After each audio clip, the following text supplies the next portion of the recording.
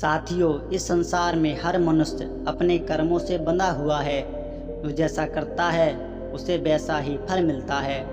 पाप चाहे छोटा हो या बड़ा, वो एक दिन अपने पूरे भार के साथ लौटता है, कभी इस जन्म में तो कभी अगले जन्म में। मित्रों, धर्म ग्रंथों ने सदियों से हमें सिखाया है कि जीवन में सच्चाई, करुणा और धर्म का मार्ग ही सच्चा मार्ग है। परंतु जो इस मार्ग से भटकते हैं उनके लिए समय ही न्याय करता है। साथियों, आज आपको सुनाने जा रहे हैं एक ऐसी कथा जो न केवल पाप और पुण्य का फर्क बताएगी, बल्कि यह भी दिखाएगी कि अहंकार, अत्याचार और अधर्म का अंत कितना भयानक हो सकता है। साथियों, यह कहानी है एक प्रतापी राजा लेकिन अधर्मी राजा की, जिसने जीवन भर पाप किए लेकिन अंत में उसे अपने ही कर्मों का ऐसा भयानक फल मिला कि उसकी आत्मा तक कांप उठी थी। साथियों, तो आइए भगवान शिव और माता पार्वती के दिव्य संवाद के माध्यम से सुनते हैं पाप का फल, एक सच्ची, शिक्षा प्रसाद और हृदय को झकझोर देने वाली कथा। साथियों, इसको सुनने से पहले आपसे विनती है, आप spiritual story boys YouTube channel को सब्सक्राइब अवश्य कर लें और कमेंट में जय भोलेनाथ अवश्य लिखें। चलिए साथियों, शुरू करते हैं। साथियों, आइए कथा को शुरू करते हैं। मित्रों, हिमालय की ऊंचाई पर स्थित कैलाश पर्वत पर शांति छाई हुई थी। मंद मंद वायु बह रही थी। चारों ओर बर्फ की सफ़ेद चादर ओढ़े पर्वत जैसे लगते जैसे स्वयं ब्रह्मांड मौन हो गया हो। मित्रों, वहीं बैठी थी माता पार्वती, ध्यान मगन, शांत। मित्रों, पास में विराजमान थे भगवान शिव, संपूर्ण सृष्टि के स्वामी भगवान शिव। मित्रों, कुछ समय पश्चात माता पार्वती ने भगवान शिव से एक प्रश्न किया और कहा, हे नाथ, मैं एक बात जानना चाहती हूँ। इस संसार में बहुत से लोग बुरे कर्म करते हैं, किसी को दुख देते हैं, दूसरों का हक छीनते हैं, सच्चे लोगों का अपमान करते हैं और फिर भी भोग विलास में जीते हैं। क्या उन्हें कभी उनके पाप का फल नहीं मिलता? क्या ऐसा नहीं होता कि उन्हें भी दंड मिले? साथियों, इतना सुनते ही भगवान शिव मुस्कुराते हुए बोले, हे देवी, तुम्हारा प्रश्न अत्यंत महत्वपूर्ण है। संसार के हर प्राणी को उसके कर्मों का फल अवश्य मिलता है, चाहे वह पुण्य हो या पाप। आज मैं तुम्हें एक सत्य कथा सुनाता हूँ, जिससे तुम्हारा यह संदेह दूर हो जाएगा। साथियों, तब भगवान शिव कथा को सुनाते हुए कहते हैं, हे देवी, बहुत समय पहले की बात है। पृथ्वी पर एक राज्य था जिसका नाम था सुशीलपुर। वहाँ का राजा था जिसका नाम था वीरसेन। देवी, वह अत्यंत बलशाली और प्रतापी था। उसके पास सेना, धन, महल, रानियाँ, सैनिक, किसी भी चीज़ की कोई कमी नहीं थी। लेकिन उस राजा में एक बड़ी कमी थी, धर्म का अभाव। राजा वीरसेन बहुत अहंकारी, लोभी और निर्दयी था।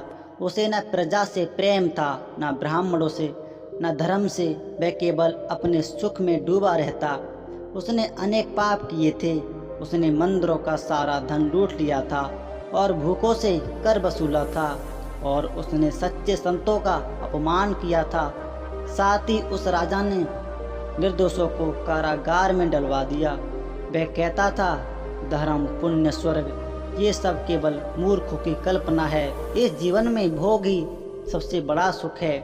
साथियों, तभी उसी समय एक वृद्ध संत राजा के दरबार में आए और बोले, हे राजन, यह जीवन नाशवान है। जो जैसा करता है उसे वैसा ही फल मिलता है। पाप का फल निश्चित है, चाहे राजा हो या रंक, न्याय सबके लिए समान होता है।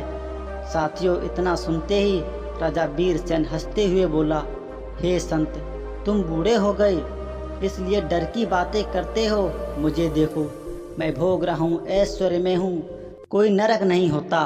तभी संत यह बात सुनकर चुपचाप चले गए। मित्रों, पर जाते जाते संत ने कहा, हे राजन, तुम्हारा समय अवश्य आएगा और तब तुम्हें यह अहंकार छोड़ना पड़ेगा। मित्रों, समय बीतता गया, राजा का अत्याचार बढ़ता गया। लेकिन एक दिन ऐसा आया जब मृत्यु ने दरवाज़ा खटखटाया। एक रात राजा को हृदय में तीव्र पीड़ा हुई। उसने चिल्लाकर कहा, राजवैद्य को बुलाओ, लेकिन शरीर ने साथ छोड़ दिया। उसी क्षण 3 भयंकर यमदूत प्रकट हुए। उनके नेत्र अंगारे जैसे थे, शरीर काला और हाथों में लंबी रस्सियां थीं। इतना भयंकर दृश्य देखकर राजा डर गया। साथियों, उनको देखते ही राजा बोला, तुम कौन हो? तुम क्या चाहते हो? साथियों, तब यमदूत बोले, हम यमराज के सेवक हैं। हम तुम्हें तेरे कर्मों के फल का अनुभव कराने आए हैं। चल, अब तुझे नरक ले जाना है। राजा की आत्मा शरीर से अलग हो गई। यमदूतों ने उसे रस्सियों से बांध लिया और अंधकार की ओर खींच ले गए। साथियों, राजा की आत्मा को एक अंधेरी और भयानक जगह ले जाया गया। वहाँ जलती हुई नदियाँ थीं, कांटों से भरे रास्ते थे और हर ओर दर्द से कराती हुई आत्माएं थीं। वह कह रही थीं, यह कौन सी जगह है? मुझे छोड़ दो, मुझे यहाँ बहुत पीड़ा हो रही है। साथियों, यमदूत बोले, यह वही स्थान है जहाँ वह लोग आते हैं जिन्होंने जीवन में पाप किए हों। यह है नरक की राह। तेरे लिए सबसे उचित यही है। साथियों, तभी राजा की आत्मा को एक बड़े दरबार में लाया गया। वहाँ सिंहासन पर चित्रगुप्त जी विराजमान थे। उनके सामने एक बड़ी पुस्तक रखी थी जिसको चित्रगुप्त देख रहे थे। वह बोले, हे राजन, तूने जीवन में कितने लोगों को सताया, मंदिरों से धन चुराया और धर्म का अपमान किया। तेरा हर पाप इस पुस्तक में लिखा है। अब तुझे दंड भोगना होगा। साथियों, इतना सुनते ही राजा ने रोते हुए कहा, हे प्रभु, मुझे माफ़ कर दो। मैं पुनः जीवन में अच्छा बनूंगा। मैं जीवन में बहुत अच्छे अच्छे काम करूंगा। साथियों, चित्रगुप्त ने कहा, हे राजन, अब बहुत देर हो चुकी है। तूने पश्चाताप का कोई मार्ग खुला ही नहीं छोड़ा। जा और अपने कर्मों का फल भोग। साथियों, और राजा को एक एक कर भयानक यातनाएं दी गईं। उसने भूखे को अन्न नहीं दिया था। अब उसे जलते रेगिस्तान में बिना अन्न पानी के भटकना पड़ा। मित्रों, संतों का अपमान करने के कारण उसे नंगे पांव कांटों पर चलाया गया था और उसको उबलते तेल में डुबाया गया। निर्दोषों को सताने के पाप में उसे खौलते तेल में डुबकाया गया और उसके लिए कीड़ों से भरा दलदल, लोभ और चोरी के लिए उसकी आत्मा को जहरीले कीड़ों के बीच में फेंका गया। साथियों, जलती हुई आग में जलना घमंड के पाप के लिए वह आग में बार बार जलाया गया। हर चीख पर यमदूत हंसते थे। उसे समझ आ गया था, अब यह सब मैंने खुद ही अपने लिए बनाया है।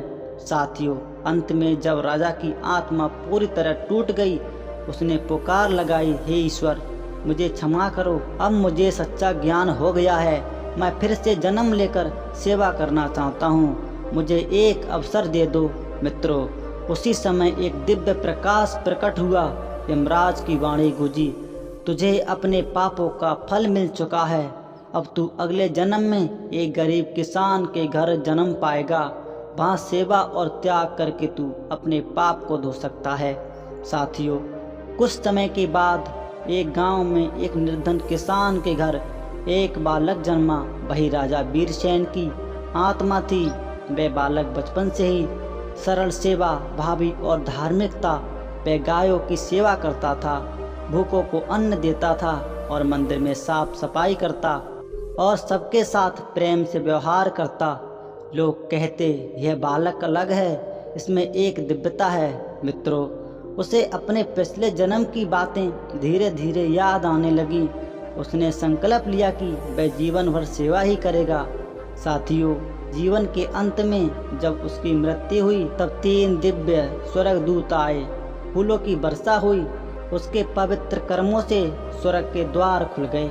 साथियों, भगवान विष्णु की वाणी गूंजी, यह आत्मा अब मुक्त है। इसने अपने पापों का प्रायश्चित कर लिया है।